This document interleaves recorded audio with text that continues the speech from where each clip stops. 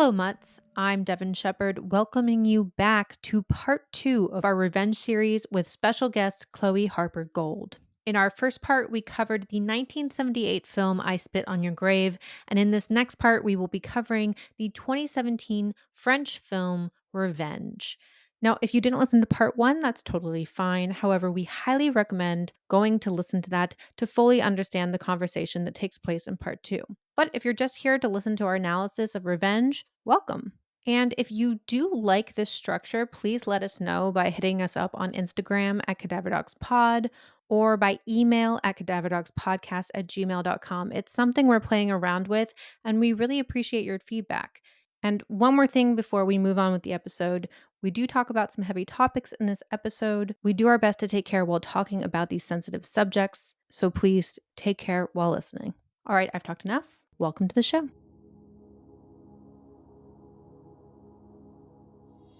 Jen has flown out to the bright hot desert to spend time with her wealthy married boyfriend Richard. They are soon interrupted by his two friends, Stan and Dimitri, who arrive early for their hunting trip. Though the four spend the night partying, it's in the light of the next morning that Stan insists to know why Jen doesn't like him, then proceeds to sexually assault her. Dimitri sees this but simply turns up the volume on the TV and jumps in the pool. When Richard returns, he is furious. Not because Stan violated Jen, but because now he has to pay her off to make the crimes go away. When Jen doesn't take the money, only wishing to go home, Richard kills her. He pushes her off a cliff, and she is impaled on a tree. Except Jen survives. As she burns and snaps the tree, she makes her escape, the splint still protruding from her stomach. She will later cut this out, cauterizing the wound with a hot Mexican beer can, in the process branding herself with an image of a fucking phoenix. She is now fighting to survive as the men determine to hunt her down. She stabs Dimitri in the face and drops him in a shallow lake. Stealing his gun, she tracks down Stan and snipes him from a distance. Mind you, neither of these are easy. Dimitri nearly drowns her, and the gun kickback causes her to miss the kill shot on Stan, transforming the encounter into a brutal combat which she ultimately wins out. And hey, at least he embeds a glass shard real deep in his foot in the process. Finally, she comes for Richard himself.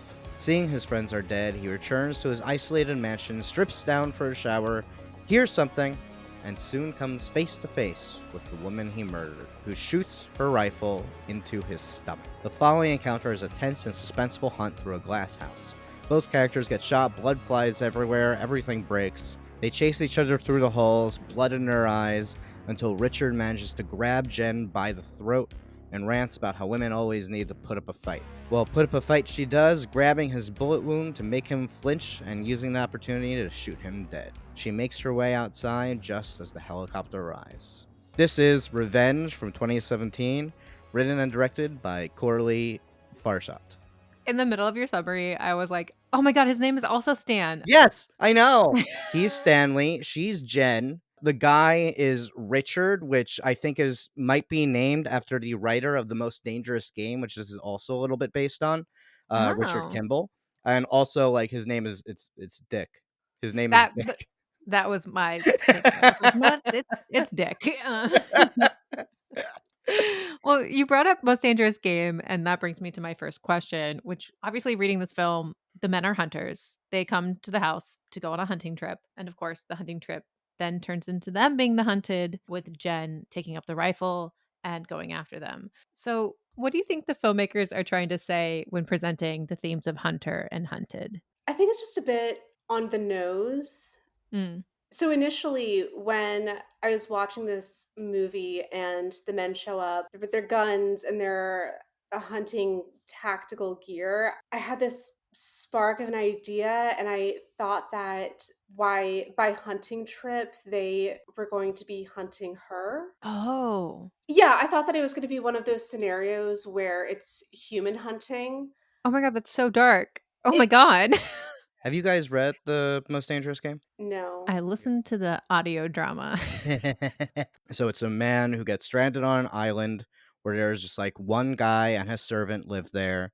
And this guy is an acclaimed hunter who is like, I'm hunting the most dangerous game, you. And then for several days, the main character is wandering around the island, trying to survive, trying to evade the hunter, until in the climax, they go back to the hunter's house and duke it out there. It's the exact plot of this movie, Yeah. pretty much, but with this movie also including sexual assault and a female protagonist. So this one brings those gender issues into it. Like the original story, I feel like was more about the relationship between humans and animals. Like by saying human is the most dangerous game, like the main character doesn't expect that's where it's going because he's like, well, I'm not an animal, I'm not game. And Hunter goes, no, you are.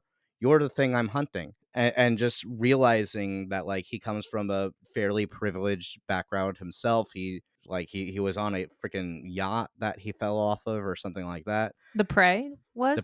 The prey was, yeah. And just coming to recognize that like all of this civilization, civility, he is still an animal and he still needs to fight to survive. Right, like, there's still micro not classism, micro hierarchies within every social circle Yeah, or and in with this every case, the hierarchy, I mean, the hunter who was a general or something like that was like very wealthy as well. But in this wilderness, in this island, the wealth, the economic class it doesn't matter anymore. It's just about what you will do to survive. and so bringing that back to revenge and, as you said, bringing in the gender in question, it's the men have obviously the more power over the woman, and that's Yes. commentary on that.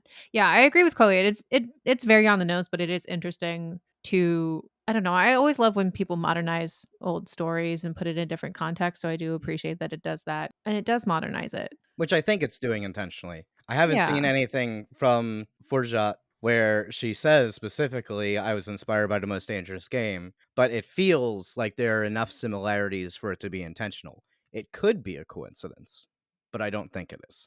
Yeah. I'm curious to know what exactly they were trying to hunt. They were in the Yeah, middle because of there's, like, nothing there.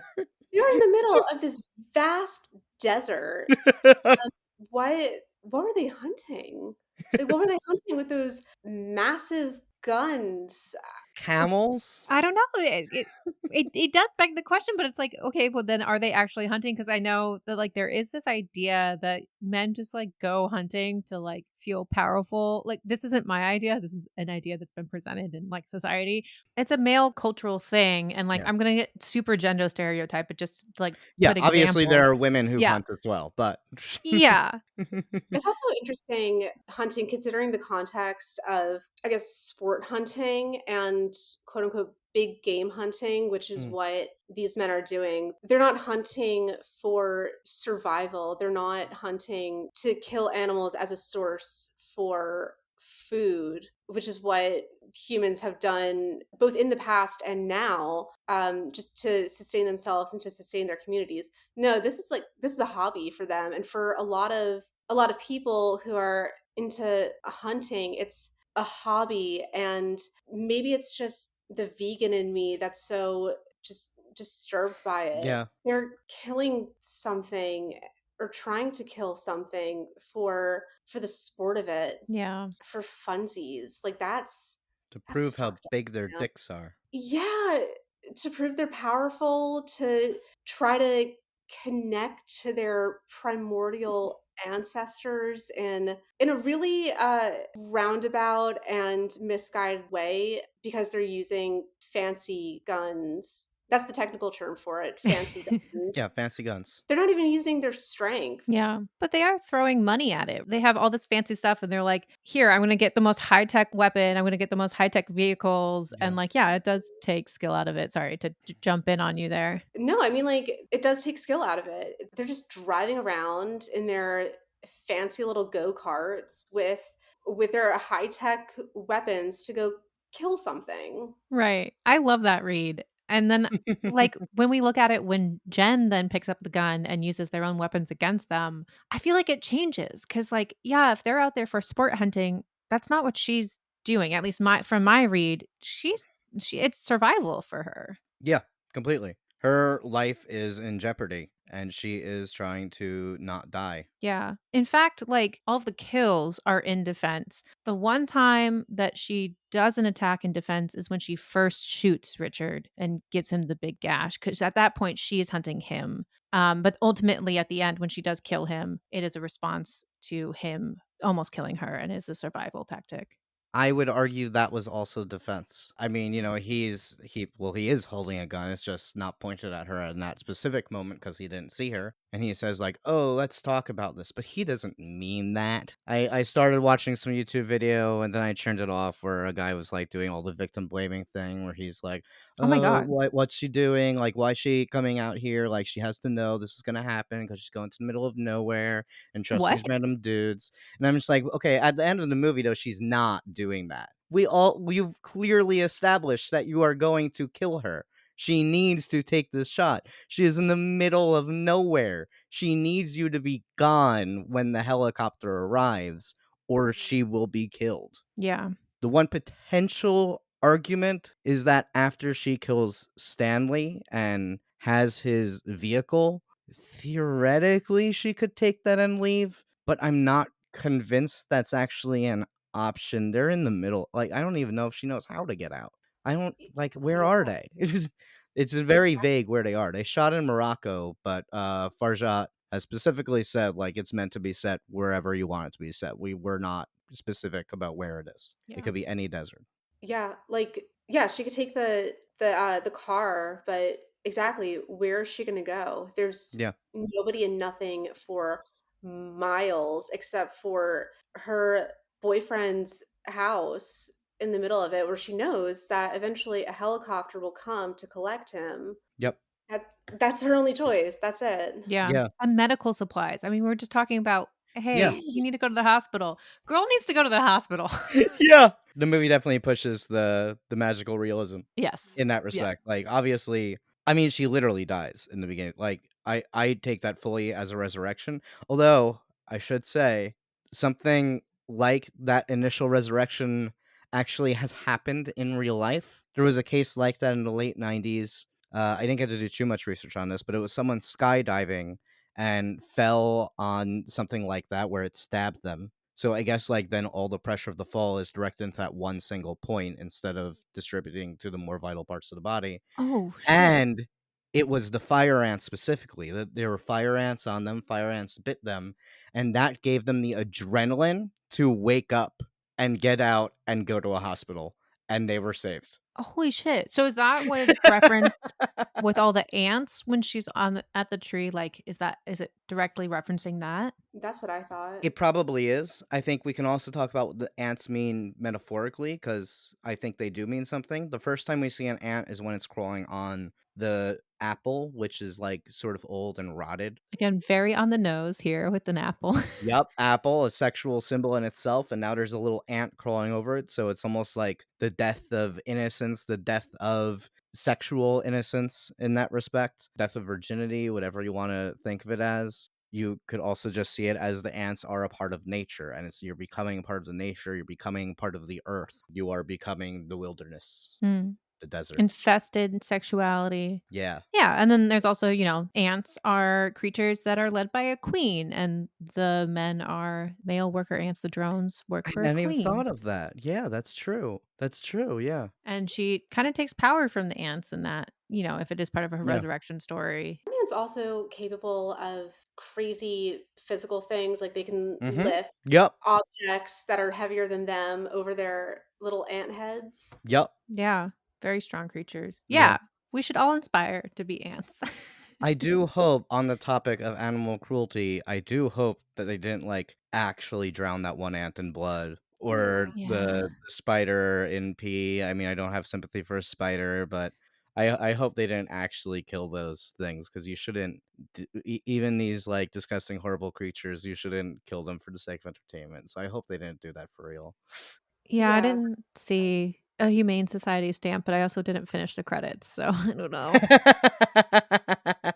There's one thing that I do love about this film that I think it did well. We touched a little bit on sexuality in I Spit on Your Grave and how they presented it there, but here with this Jennifer, we are introduced to her as a very sexual person. She's first introduced as Lolita, sucking a lollipop, which I have a lot Yeah. of thoughts on and we can get to. But then she also, as you said in your summary, David, there's a whole night where they're partying and she is very much owning her sexuality. She's dancing with the boys, inviting them to dance with her. She's dancing sexually. She obviously has sex with Richard. It's very much like she owns her sexuality in the beginning. And then we see the Yeah. results of that and how the men then take ownership over her sexuality or try to take ownership over her sexuality. So that was my read on it. I kind of answered my own question that I didn't ask yet, but I wanted to ask you both what your reads were of sexuality in the film. Again, it's not meant to victim blame her at all, but a lot of her actions are the exact opposite of what women are told to do Yeah. or advised to do. So she's going to this very isolated area with Mm-hmm. a man alone at first. I can't anticipate myself doing that or advising any of my women friends to do that. Yeah. Again, not victim blaming her, but like this is what women are told not to do. Like we're told not to go into these isolated areas with anyone, especially men, and especially men that we maybe haven't known for very long. She dances with Stan and not like flirts with him, but like acts flirtatiously around him and with him. And women are told not to do that because we're told that men will take this the quote unquote wrong way and think that we're quote unquote leading them on. Mhm. And yeah, this is not to victim blame her at all. And I think that the film, by showing these behaviors, is challenging us to address our own biases and internalized misogyny. I mean, like, Yeah. Yeah. to be honest, I was confronting a lot of my own internalized misogyny when I was watching this, which I think that the filmmaker was very consciously challenging the audience to do. She did that really well. I think Yeah. what a lot of it comes down to, there's no such thing as a perfect victim. Like No, it's not. there's no such thing as a perfect fucking person. That's a ridiculous high standard to hold people to. And that's why that conversation is so gross and weird, because no woman is going to be this like perfect virginal Christian, covers everything up, Right. doesn't talk to any man ever unless they're married. Like, it's such a bizarre standard. Yeah, which is why I think, like, yeah, it's not blaming her in any sense. It is Yeah, empowering her, like, showing her yeah, that she has the sexual side. And Chloe, yeah, I think the filmmaker does something really interesting that is challenging in the first part of this film before, we get to the assault, which is and this is a female director, and she does choose to use images of the male gaze in order to film Jennifer. We see her partially naked for all of the movie. But for the first part of the movie, she's shooting up at a low angle that like it doesn't show her face. I think we don't see Jennifer's face really without sunglasses, without a side profile. Like she isn't really presented to us until a good decent way through the movie. And that is very male gazy. And I think the filmmaker is trying to put us in that headspace so that she can then flip it and make us start questioning our ingrained misogyny as yeah. well. The first shot that introduces Jennifer and Richard is when they're in the helicopter. Richard is front and center, massive close up, takes up like 70% of the space on the screen. And Jen is behind him on like the periphery. She's a little bit cropped out of the frame as well, out of focus. If you were watching this movie and didn't know what it was and didn't know what it was about, Richard's, you would think, is the main character. You would think she is some random side person who like Mhm. isn't even going to be given a name. Yeah, very much so. Yeah. And as I said, she's presented in this Lolita style. She is Yeah. wearing these giant pink earrings. She has sunglasses on. She's sucking a lollipop. And I feel like, this is something that the director even said was intentional, was to put her in this Lolita imagery so that she could turn it on its head. I mean, Lolita in itself, a very interesting story, but Lolita was a young girl and she was doing very young girl feminine things, and it is through the perspective and projection of a man that now that image has become sexualized. And that's kind of what we're seeing here, that the director's commenting on is like this is a sexualized image through the male perspective. And I just love that throughout the rest of the film Jen does not take off these pink earrings. We still see hot pink. She's wearing hot pink. She's still very feminine throughout the entire movie. And it's more of like she is going to own this femininity and she's going to own this Lolita imagery that men are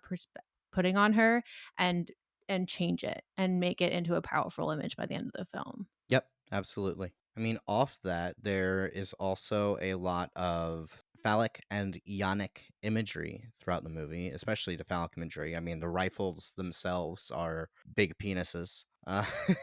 They're even the knives can be considered as a phallic image. What?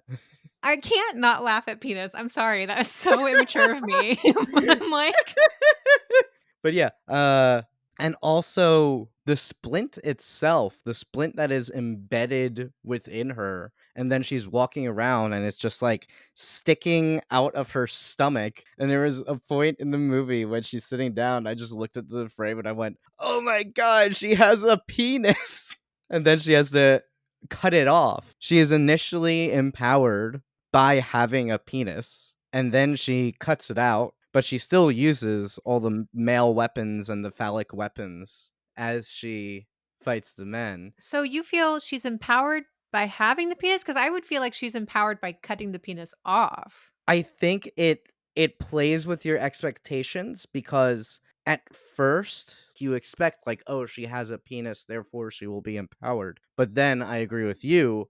I think that cutting it out is the significantly more empowering act and also kind of necessary to survive. Yeah. Yeah, I didn't get it that it was her penis. I thought yes, like the wood that impaled her is obviously phallic, and the fact that a portion of it is embedded in her until she can get to safety is a comment. But I didn't think that she was empowered by that at all. She was empowered by not even just cutting it off, cutting it out, like Yeah. digging it out Yeah. of her, which leaves a gaping hole in her, which is could be interpreted as yonic imagery. Hmm. And we can go further and saying that this gaping hole in her is obviously the source of pain and injury, just like her vagina was during the assault. And by cauterizing it and sealing it up, she's healing that. I mean, that initial injury, but also the psychic injury. Yeah. Yeah, I Yeah, agree. I love that. And this is something that Carol J. Clover talks a lot about in Men, Women, and Chainsaws when looking at the final girls of that time. She talks a lot about the final girl needing to take on this masculine energy in order to Mm. fight back against her attackers and win, and then ultimately go back to this feminine energy when the final men arrive, which are usually the army men, the cops, someone who's there to actually save her at the end.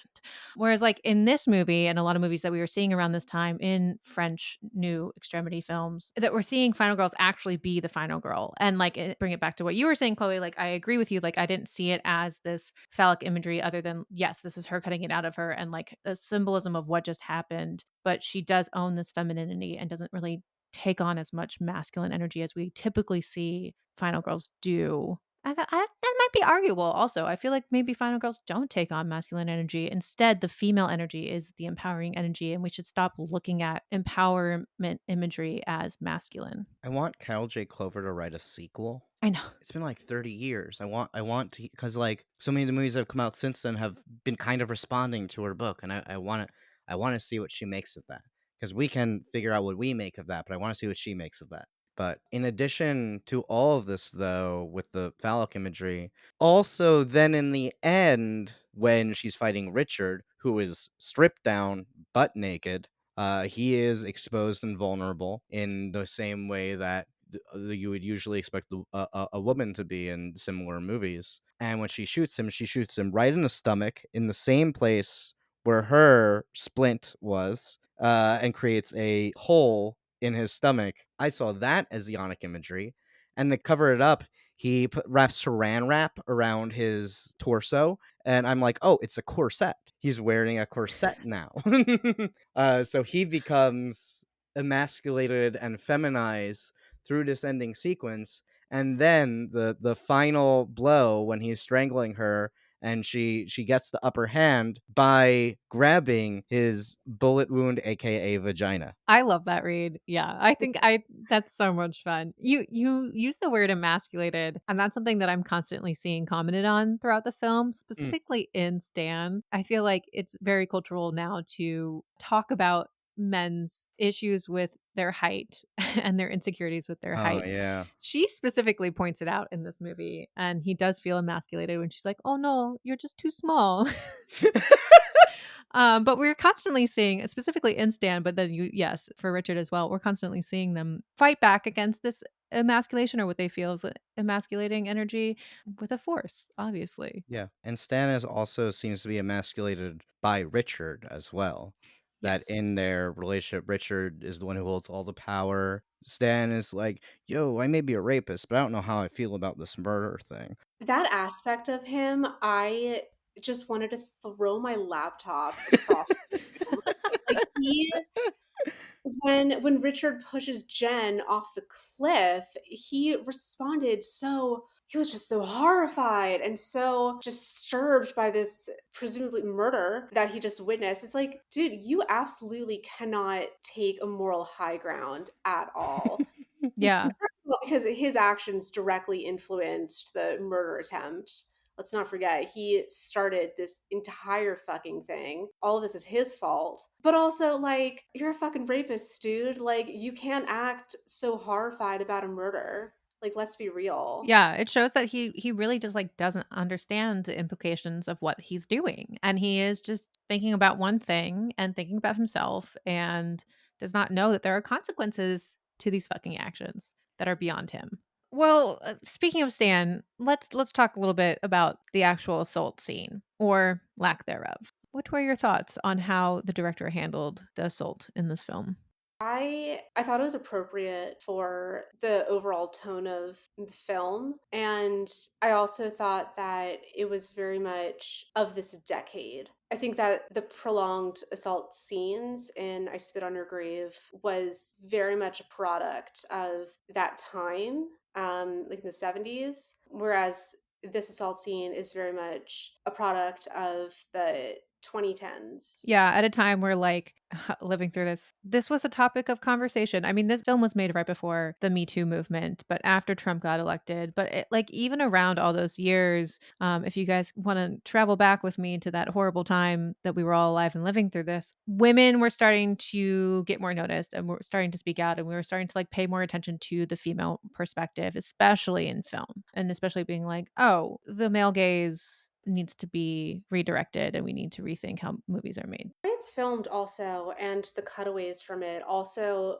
forces us to recognize that Dimitri is a witness to this and purposefully Mm. walk away from it instead of choosing to do the right thing and intervene. He is enabling his friend to do this and empowering his friend to do this and just closing the door and walking off and doing his thing. And even turning up the music on the TV Mhm. so Yep. that And then going into the pool. yeah, that definitely shows that, he doesn't wanna listen to it because he knows that it's wrong and that it's gonna bother him if he hears it. Yeah.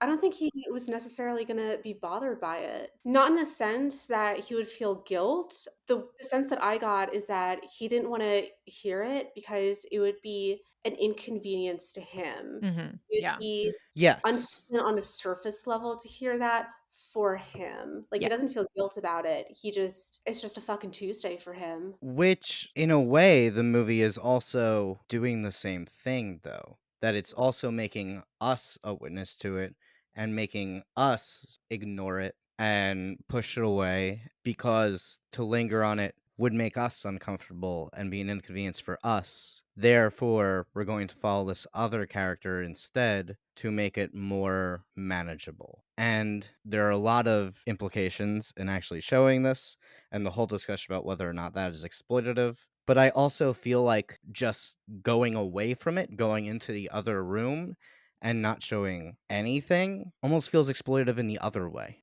Yeah. You're right that choosing someone who chooses to ignore it this is what society was doing, and this was the conversation at the time, was Yeah. society was ignoring these instances. And again, this was right before everything started coming out in the film industry, but these were conversations that have been happening. So yeah, maybe it's a direct commentary on society as a whole, and not necessarily wanting you to identify with either the people involved in the incident, but rather the outsider. Yeah. A little bit of an aside, but I like that Dimitri's crime is he goes into the pool, so then he dies in the water. Yeah. Stan has like all his scenes in the car where he's like sitting in the car and fuming and like doesn't want to be involved in this, but he still is. He dies in the car. Yeah. For Richard, we go back to his house. Like they all die in their element. We all die in the element where they belong. But then, because also, I mean, we talked about the order of deaths in Spit. The order of deaths here is exactly the order you expect, but there's almost a dissociation in that for me because the rapist dies in the middle. And the one who is the ultimate villain at the end of the movie is the accomplice and murderer instead. For me, the big sin in this movie that she is getting revenge for is not the assault, it's the murder. I yes, but also the betrayal Yes. aspect. Yes, and the betrayal. She was in a relationship with Richard. She thought, as I hope everyone in a relationship does, that her partner would protect her and Mhm. defend her and support her. But he didn't. He committed first the ultimate betrayal of brushing aside the assault and turning the blame on her and making himself the center of everything. And then the additional betrayal of trying to kill her. So that's the big crime. Yeah, I agree. We are running long. We So are. if you guys are comfortable, I'd love to move us into the comparison section, unless there's any final thoughts that you have on Revenge Solo. Yeah, I loved that Dimitri was killed with a knife to the eye in the Mhm. water. Talk about Um, phallic yonic imagery. well, it's also just very poetic because he was a witness to everything. He was a bystander slash witness, and Yeah. so Oh, yes, now he can't see. Yeah. yeah, yeah, his eyes were the offending organ, and so the eyes go. Nice. I love Yeah, it. and I guess with Stan was dancing, so he can't use his foot anymore. So, speaking of no, nope, I was going to do a bad segue. Let's move on to comparisons. David, I'm actually going to throw it to you for this because you had a wonderful insight that I really loved, and I just would love for you to state it here on the mic. So, in these 2 movies, both of them kind of have a city versus country dynamic in a way, more obviously in I Spit on Your Grave, where literally Jennifer is from the city and the men are from the country. But also to an extent in Revenge, where they're all from the city now and they are in this wilderness. I found it interesting that in I Spit on Your Grave, the attackers, they are working class. They are not super well off. They do not have a lot of money. And there's almost this aspect of like, oh, this wealthy city woman. She isn't like super wealthy or anything like that, but she gives Matthew a nice tip. So they perceive her as wealthy, whereas they are not. Then in Revenge, that dynamic is flipped.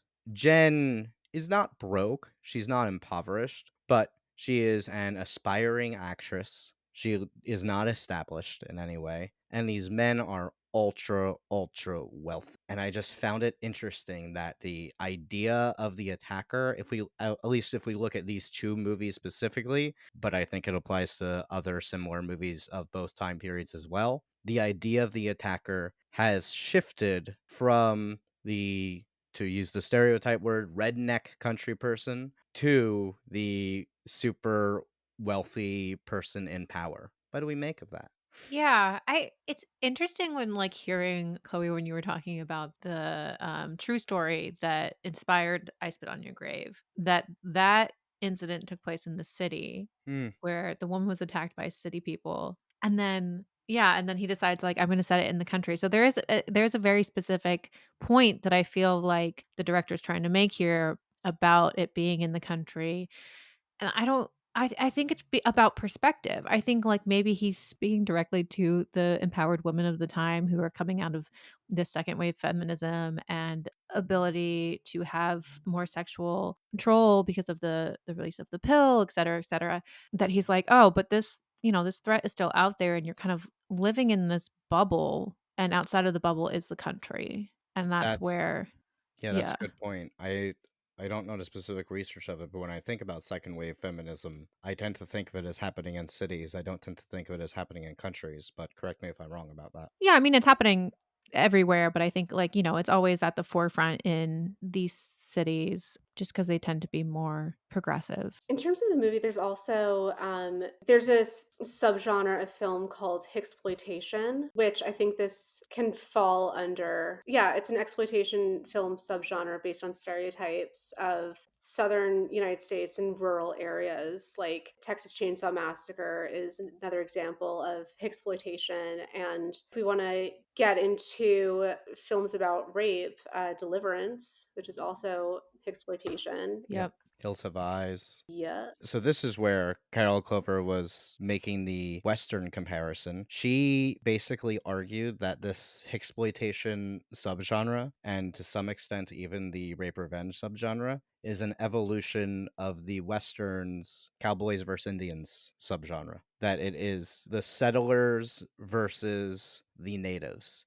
It is this expanding power that is taking over things. And of course, in the Westerns of old, the Native Americans were framed as the villains and as often as rapists. Obviously, that is not a great stance to take. Right. The argument is that, like, the country, the natives, they're seen in these movies as, like, the uncultured, right? Like Yes. Yep. yeah. Yes. There even she talks about spit on your grave when the men are chanting and I mean the harmonica I think is a callback to Deliverance, Mhm. but like when they're chanting, when they're cheering, that she compared that to the Westerns when the Native Americans do their stereotypical cries. I just thought it was a really interesting comparison. Yeah, no, definitely. That her argument was basically that I don't think she believes any of this is conscious on the part of Mayor Zarchi, but her argument was basically that this movie transposes these stereotypes that people were used to because it's probably at this point already becoming not really okay to do those stereotypes. But the audiences of the time were used to sympathizing with the settlers in these movies. So now Zarchi takes it and makes the settler the woman from the city, and the natives are the straight white men. Mhm. If we wanna talk about, like, where does this fear come from, I think a little bit is based off of, who is threatening whose way of life here, and in the Mm. '70s, we're seeing, a lot of progression happening, and we are seeing, like, people feeling like that is threatened by people with, like, conservative values are more threatening their progressive way of life, and I see, like, that battle happening here, and then in Revenge, now bringing it back to modern age in 2017, we're seeing people's way of life is being more threatened by the ultra reach, right?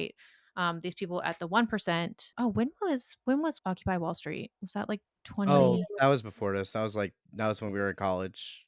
Was Right, that so college? 2011. So we're coming 2011. out of that where, like, the one percenters were starting it was starting to be like much more of a conversation, and looking at the ultra rich and how they're actually like threatening the typical way of life. So I think, like, that's the comparison between Yes. these two films here. Did that movement also happen in France? Not Occupy Wall Street, of course. Okay. I mean, France has had quite a few social movements, especially like feminist movements. Yeah, so France has had a lot of social movements in terms of class and gender. I mean, an obvious one to think about is the French Revolution. That was kind of a major one. But I would also like to point out the antagonists in Revenge are French, and the protagonist Jen is American. Hmm. This could be incidental because the filmmaker is French, but from an American perspective, because we're all Americans, the fact that the assailants are from France, which is has the reputation of being more progressive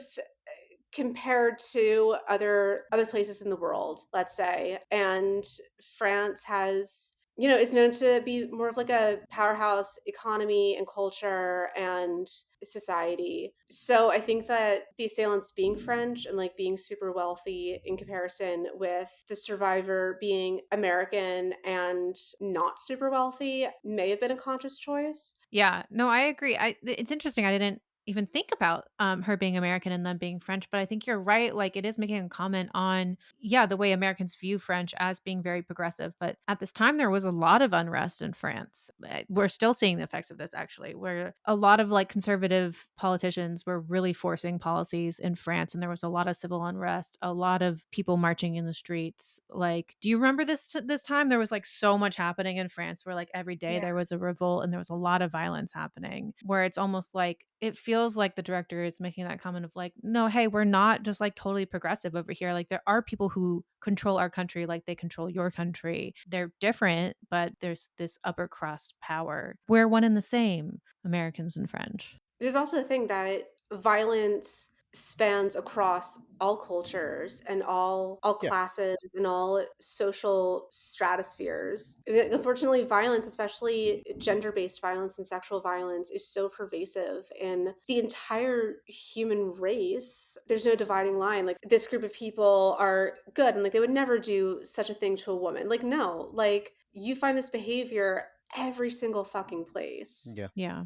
I mean, I guess also that evolution states who we identify with, because if we only look at the relative wealth, then in the 70s, there was kind of an idea, based on I Spit on Your Grave at least, that the feminist was the city person was a little bit more status quo. Although I do also want to point out, because you talked about the conservatives being threatening to the progressives, but there's also an idea that the urbanization is a threat to the country people. Yes. That's a good And we point. talked about that a lot in Pumpkinhead. So there is certainly this idea as well. And it winds up becoming a very us versus them mentality. City versus country. Whose side are you on? You should be on the city side. And this is why. Because all those country people are they're all rapists. Yeah, and to close out the point, that's I Spit on Your Grave, and then who do we identify with in Revenge is more of the everyday woman who is Yes. struggling to get by, make it out there in the world versus a woman who feels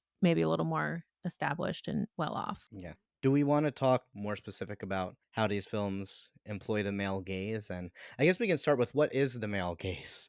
What does that mean? What's the male gaze? The male gaze was first coined as a phrase in Laura Mulvey's article from in the 1970s. It's called Visual Pleasure and Narrative Techniques. She talks a lot about just the inherentness of growing up in a patriarchal society, and that art is like we're always going to be seeing it through the lens of men originally, and that's like the original perspective. And so it's like really breaking it down to analyze how men have influenced the way that we perceive films. And we can go into more detail. Either of you please jump in on that, but that's at least a like overarching view there.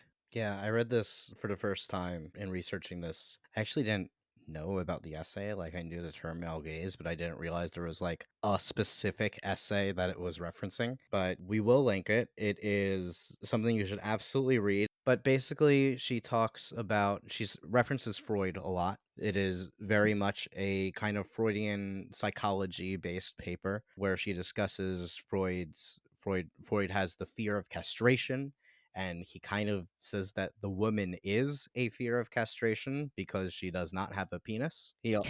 I'm sorry, you said penis again, and I'm laughing. I It's don't know just a why. word, Devin. It's just, why are you so threatened by like just genitalia descriptions? I'm so uncomfortable. Do you also think vagina is funny? No, that's empowering. Well, men find both of them funny. Um, so, and I say this as speaking for all men. Yes. The voice of men. Yes, the voice of all men. So Mulvey also references Freud's discussion of like the mirror theory, and when you first see the first time we recognize herself is in a mirror. So it's kind of looking at this image of a person and recognizing it is you. And what that does in your psychology is that then when you're looking at a movie, this kind of imprints itself as well, and that's why we're able to that's what the imprinting that I keep saying means, is that you look at the image of a person on a screen and you imprint yourself on them. And then the male gaze happens when the men are shown that way, whereas the women are shown through the gaze of a male character in the movie. This is why in watching these movies, I kept looking at like, whose perspective are we filming from? And I think both movies employed the male gaze a lot. Like in I Spit on Your Grave, there are definitely moments where we are looking from Jennifer's perspective, but there are also moments where we're looking from Matthew's perspective and even like Johnny's perspective through all the men's perspectives at various points. And all their kill scenes were often the man's perspective, not always. But when like Matthew, when she's stalking Matthew, we're with him the entire time. We don't even know where she is. She's like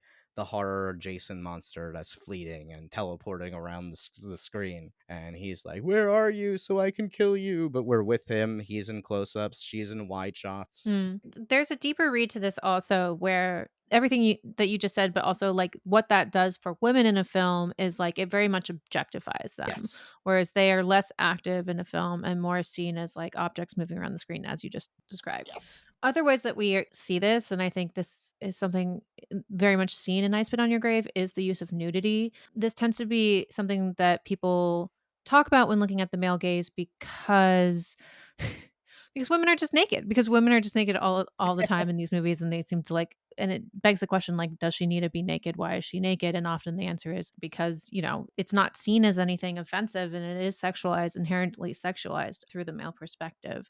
What were your thoughts on the way they use nudity in both these films?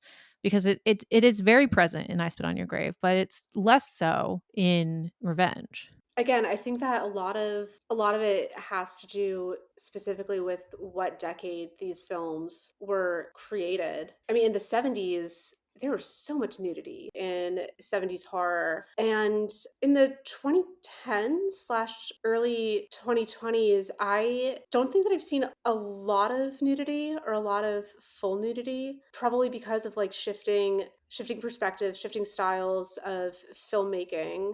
To be honest, I think the majority of it is just to do with the time periods in which these films were made.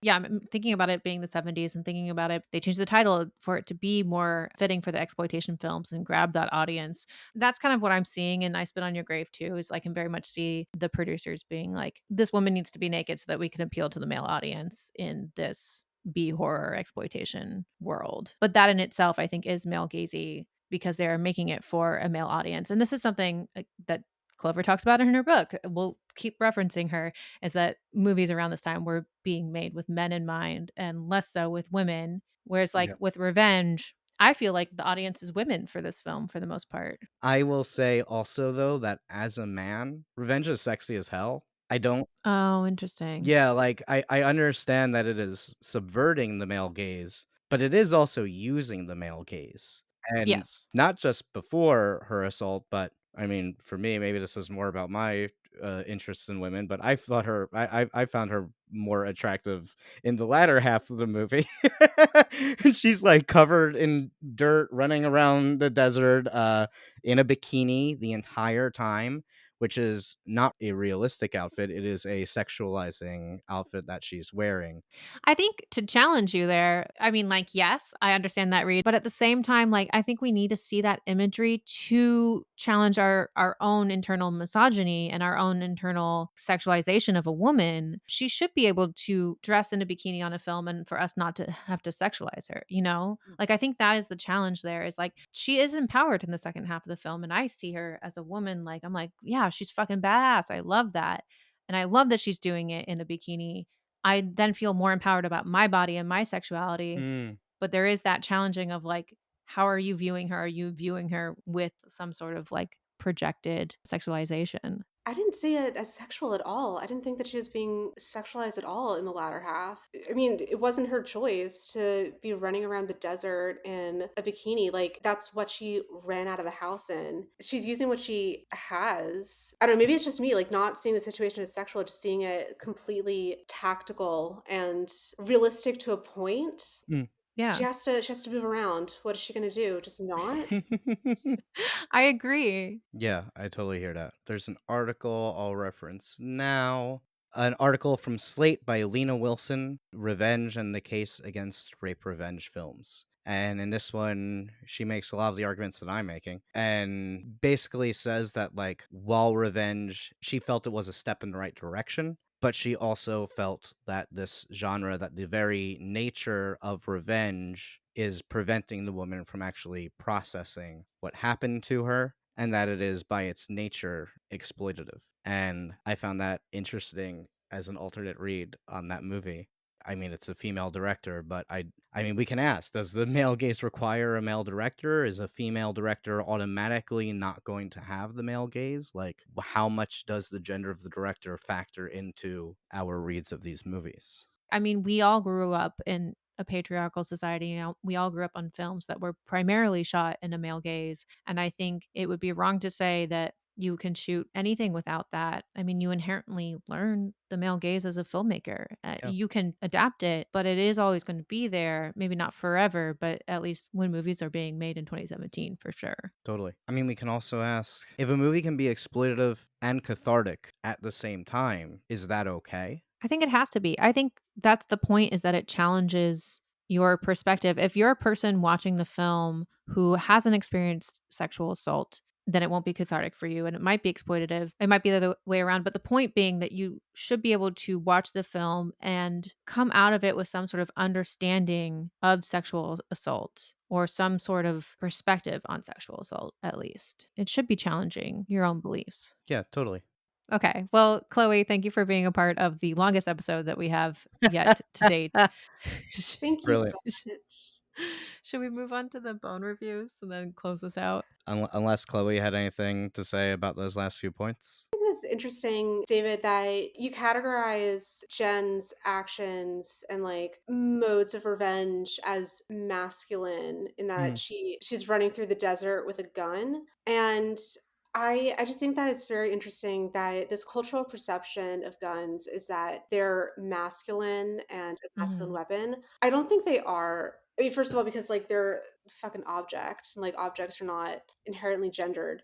But also but also, like, if you think about guns as a weapon, okay, full disclosure, I've never held a gun, I've never shot a gun, just putting that out there. But if you think about like a gun and think about the mechanics of it, it doesn't, yes, it's physical, but it doesn't require the same brute strength that other weapons do. But what it does require is aim and precision. And I think that it's interesting that men are so attached to guns when aim and precision and fine motor skills are skills that usually are dominated by women. Or seen as like feminine, more like Yeah. feminine than masculine. Yeah. Yeah, like female children tend to develop fine motor skills earlier than their male counterparts. This also might be because of socialization and like the games that parents tend to play with girl children rather than boy children. And other traditionally feminine activities like sewing, handwriting, other things like that require precision or require patience and require aim. So all of these skills are skills that women are typically so strong at. And these are skills that are required when aiming and firing a gun. Like you need patience to do that. You need patience to line up your shot.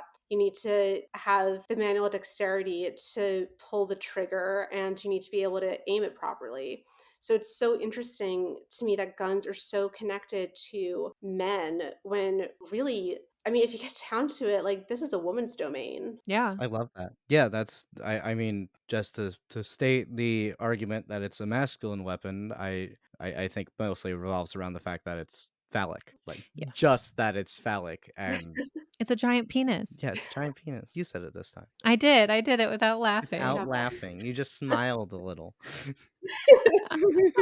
Yeah, that's interesting. That's cool.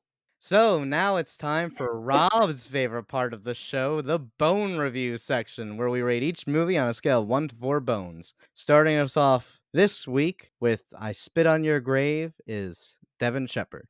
I this movie's so hard to I my head is like spitting with the research from this week. I mean, we touched on it of just like how I want to read this film. So I'm going to ignore my like analysis of how of gender and rape culture and all of that stuff and how they handle the sexual assault and just try to rate this based off of the merit of filmmaking. I'm just like not into this movie. I do get very bored in this film. I obviously it elicits a reaction for me during the assault scenes.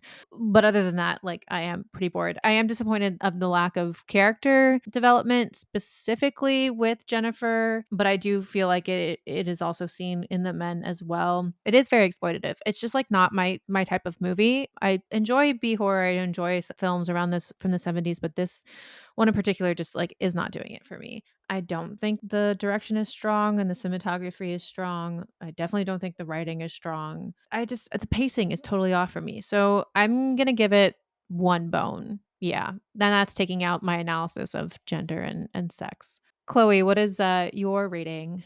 I'm gonna give it 3 bones. Yeah, it has a lot of issues, and maybe from the filmmaking perspective, it's not as strong as it could have been, but there's a lot of merit to it, and the fact that it's started so much discourse and so much analysis, and the fact that it started this long legacy of this genre of film and this style of film, I think gives it a lot of credit. So 3 bones.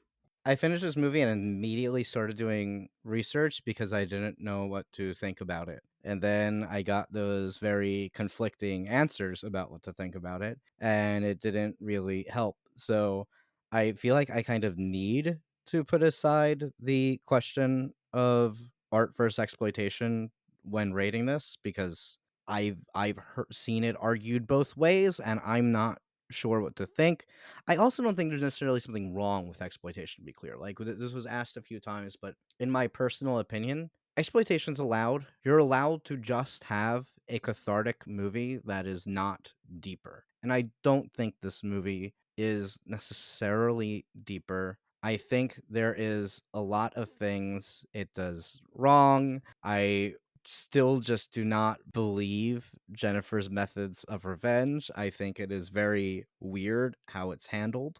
I think the order of deaths is wrong. Like, I guess maybe you could argue that it demystifies it deglorifies the actions by not falling into a conventional structure or something like that. But it's just kind of boring. It's just kind of boring a little bit. It's interesting. I felt uncomfortable. I kept changing the volume while I was watching because I didn't want to scare my neighbors. And also because the sound mixing is really bad in the movie. Jennifer specifically is mixed significantly lower than the men, which I don't think is any like sexism. I think it's just that they didn't mix the movie well. But there's interesting stuff in it. Like it is effective. I'm gonna go a non-committal two bones. It's fair. Yes. I don't think Zarki succeeded in eliminating his male gaze. I think he tried. I do think he tried. I do think the movie is competently shot, but I don't think that the way it's shot is the most effective way that he could have done this movie if his goal was to empower women. And I do think that there should have been a scene where we see her choosing not to go to the police or where the police don't give a shit. I think one of those should have been in the movie. Revenge. Revenge. I love this movie. I It's been a while since I've seen it. I don't think I saw it since it originally came out. So it was a fun revisit for me. I think the use of music is awesome. I love the cinematography. I love the director does challenge David, you were saying for I Spit on Your Grave how like a film doesn't need to be deep, and I agree, but I feel like this one she's really trying and does get you to like have a conversation about it and does make you question it. Whether or not she succeeds, I don't know. I feel like the more I see it, the more I understand it, and so for me, it succeeds. It's just it's fun. I'm a big Kill Bill fan and Hmm. these types of films, so I feel like this just like fits into my wheelhouse a little bit more. Again, I fucking love Jen. I love that she is empowered by her sexuality. I love that like we see her being able to be a little sexy in the beginning and not have it ultimately, make us not like her or use it against her. So I enjoy that. And enjoy that she becomes empowered by it. I feel like it is a great modern interpretation. So I'm going to give it 3 bones. Chloe. I really enjoyed this movie. I thought that Jen was such a cool character to watch, and I absolutely loved her survival tactics. She's just so damn smart, and she is so resourceful. And I think that we didn't talk about that enough. Just the Yeah. sheer force of will that it took for her to get herself off the tree, drag herself to safety, and then cauterize her own wound, but also like she took that peyote to not really anesthetize herself, but to mind over matter not feel the full extent of what she had to do to her own body. She had to essentially perform surgery on herself, and she had this peyote, and just like, all right, you know what? We're gonna trip while we're doing this because this is medicine and got to use what you have at your disposal. So yeah, I thought that she was so clever and just so strong-willed. Weirdly enough, I didn't think that the fact that she survived all of that was totally unrealistic, because people have survived crazy fucking things. And in this case, I'm specifically reminded of the case of Mary Vincent, who, she was 15 years old and she was hitchhiking, and the driver raped her, chopped off both of her arms, and threw her down a ravine. She fucking Holy shit. survived. She packed her, like, she was able to like pack her like lack of arms with mud to stop the bleeding, and she crawled out of that ravine and got help from like a passing car. Anyway, with that, I'm gonna give Revenge 3.5 bones. Dope. Nice. That's a crazy story. I hadn't heard that. This movie slaps. uh, it just like drips with style the entire time, and it's like so just gorgeous to look at and so exciting and invigorating. It's a lot of the filmmaking choices that I like, where it's like very much lingering on the action. There's not a lot of dialogue, and when the dialogue is there, like the specifics of it often don't matter, and it's more just about the action and the figuring it out. It's probably the best adaptation of The Most Dangerous Game, if you want to think of it that way, and just like a cool kind of adaptation of I Spit on Your Grave as well. Even though Fargeat has denied that she's ever seen I Spit on Your Grave, which I don't believe.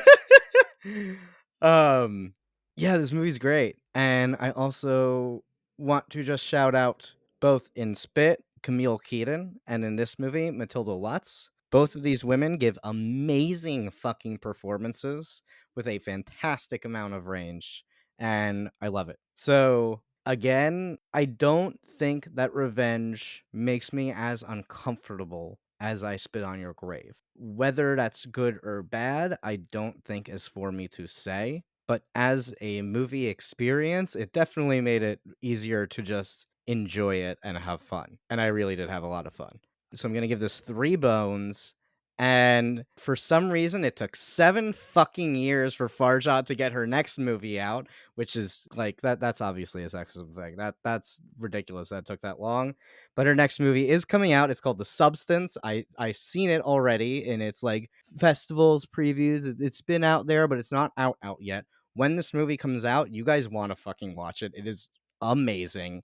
I think it's even better than Revenge, and just so intense and wild and crazy. It is like going to be one of the defining movies of the body horror genre. Oh, I'm so excited. So be on the lookout for that. It's gonna be one of the best this year. Yay. Okay, well, we've kept you here long enough. Yeah, this is the longest Cadaver Dogs episode to date. Damn, And of course it happened with Chloe, of because course. we always have so much fun talking to you about films in general, but especially our horror films, and especially films about gender and sexuality. So thank you again for joining Thank us. you guys. Thank you. And then tell the people where they can find you. Chloe's constantly writing stuff, so follow her to see what's coming down the pipeline. But yeah, where can they find you? Yeah, you can find me on Twitter at Yoclo13. You can find me on Instagram. I've 2 Instagrams. One is Yoclo13, the other is Chloe the Final Girl. And you can occasionally find me on TikTok. It is Chloe with like a bunch of Y's. Um, We'll link it in the yeah, description for sure. Cool. Yeah. I'm there. I'm online. Um, yeah, just catch me on the internet. Highly recommend the TikToks too.